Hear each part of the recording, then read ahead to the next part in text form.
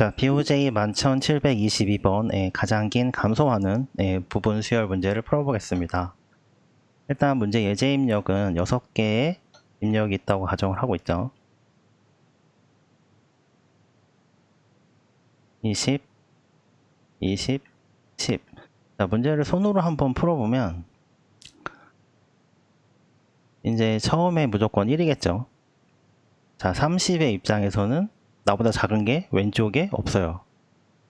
자, 그래서 30 입장에서는 여전히 1이에요.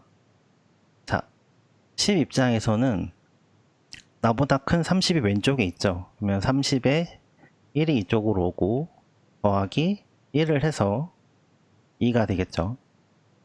자, 20의 입장에서도 마찬가지로 나보다 큰 30이 왼쪽에 있기 때문에 30에 1이 이쪽으로 와서 여기에 나 더하기를 해서 2가 되죠. 여기 20의 입장도 마찬가지로 30의 1이 여기 와서 나 더하면 2가 됩니다. 마지막으로 10은 10에 있는 2가 이쪽으로 와서 20에 있는 2가 이쪽으로 와서 2가 되고 더하기 1, 나 더하기 1을 하면 3이 돼요. 그래서 가장 긴 감소하는 부분 수열의 길이는 3이 됩니다. 예. 여기 20과 여기 20은 둘 다 길이가 2로 똑같기 때문에 답에 영향을 주질 않아요. 자, 그러면 여기서 10을 A로 바꿔보고 30을 B로 바꾸고 20을 C로 할게요. 그 다음에 10을 A로 바꿔보죠. 자, 그러면 B와 A 사이의 관계를 보면 이런 관계가 성립이 돼요. 그리고 B와 C의 관계도 이런 관계가 성립이 되죠. 그럼 A와 C의 관계는 어떻게 될까요? A가 10이고 C가 20이었으니까 C는 이렇게 돼요. 자, 그러면 이걸 좀 펼쳐보면 이 세 개를 모두 다 하나에 합쳐보면 자, B는 C보다 크고 C는 A보다 커요. 이 얘기는 무슨 얘기냐면 이런 관계가 성립하는 게 이 하나하나의 개수를 따졌을 때 이제 3이라는 숫자가 나오는 거죠. 그렇다는 얘기는 C가 앞에 나보다 큰 수가 몇 개가 있는지를 알고 있으면 좋아요. 그러면 마찬가지로 A는 C에 갖고 있는 앞에 있는 애의 개수를 세서 나를 더해주면 여기서 1을 더했듯이 나를 더해주면 가장 긴 감소하는 부분 수열의 길이를 쉽게 찾을 수 있습니다. 자, 그러면 우선 전체 어떤 길이를 저장하는 배열을 dp라고 정의를 하고 그 다음에 dt는 입력한 데이터, 길이는 똑같겠죠. 길이는 서로 똑같습니다. 그러면 가장 처음에 dp 0번 입장에서 보면 나는 무조건 a죠. 길이 1이니까 길이가 1이 될 수밖에 없어요. 두 번째 이제 b의 입장이 됐다고 보면 나보다 작은 애가 없죠. 그러니까 똑같이 1이에요. 이제 A에 들어서는 아까 B는 A의 관계가 성립하고 B는 C의 관계도 성립하고 따라서 이걸 다 풀어보면 이런 관계가 성립하기 때문에 A는 B를 찾아야 하죠. 자, A는 B를 찾는다는 얘기는 이 관계가 성립할 때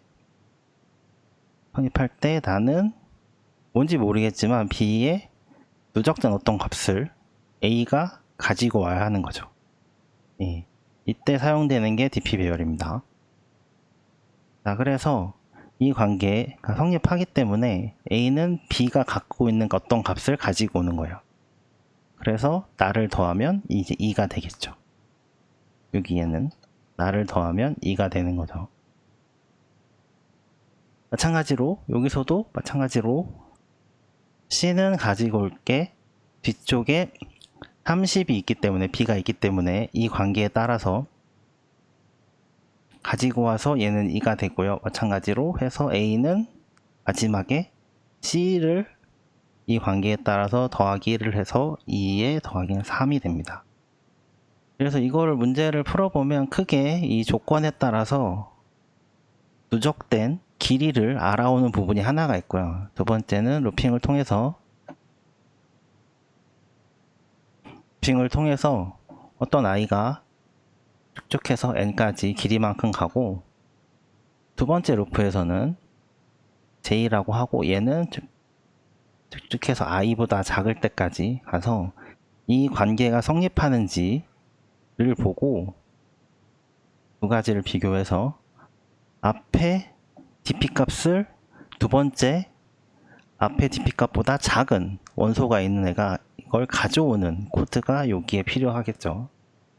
근데 생각해보면 이 A는 B와 C 둘 다 가지고 올 수 있겠죠. 따라서 여기서 이 둘 중에 B가 누적되어 있는 값과 C가 누적해서 가지고 있는 길이 값 둘 중에 최대값을 취하는 로직이 필요합니다.